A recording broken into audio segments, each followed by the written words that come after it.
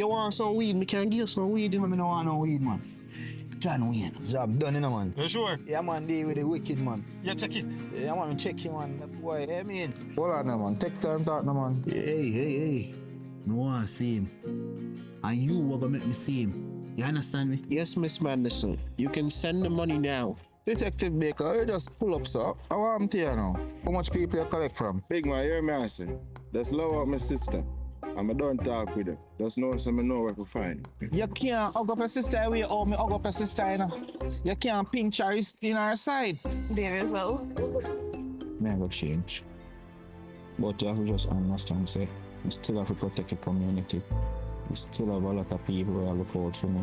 Me no lick up, me no beat up nobody or broke no hand. You come like say that boy you not understanding yourself, you know. Think you're my worst person because you know a lot of people like him, but you don't know John Wayne. The people them say John Wayne. Can I ask one question? Just switch, but yes, I know. Me not tell her something how well, me not tell her long run short catch. Them dirty hoodlum.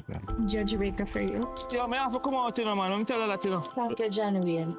Thank you so much. Oh, they be a peer on here. Oh, look at this boy. Let me run.